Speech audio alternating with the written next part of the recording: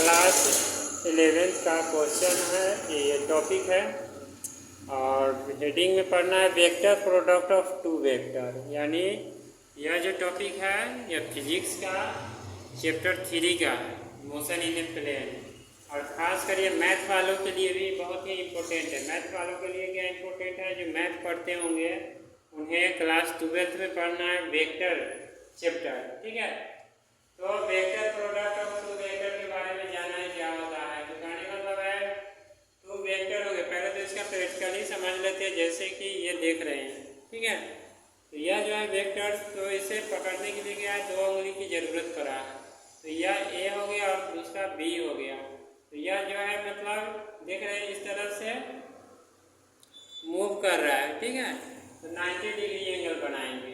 तो कहने का मतलब ये जो टोटल एंगल्स जो यहाँ बनेगा वह क्या होगा, ए और बी के क्रॉस प्रोडक्ट के इक्वल होंगे, ठीक है, मॉडुली के साइन, और एंगल बनेगा वह साइन थीटा होंगे। तो यही है यहाँ पर the vector product of two vector is vector.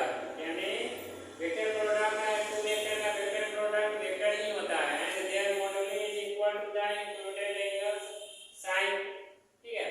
तो जो एंगल बनेगा वह मॉडुली के साइन के इक्वल होगा। या थीटा बताया तो थीटा लिख देंगे साइन थीटा। और vector product is follow right hand rules. ये देख रहे हैं राइट हैंड रूल को फॉलो कर रहा है, इस तरह से पकड़ते हैं तो क्या हो रहा है, राइट हैंड रूल को फॉलो करता है। यही यहाँ पर बताया गया इस तरह से, यह राइट हैंड रूल्स को 2 उंगली है इस तरह से पकड़ लिया, तो राइट हैंड रूल्स को फॉलो करता है। तो ए क्रॉस बी इक्वल टू मॉडुली ए और बी साइन थीटा के इक्वल होंगे। ए क्रॉस बी, ठीक है, इसे क्रॉस प्रोडक्ट भी कहा जाता है, आउटर प्रोडक्ट।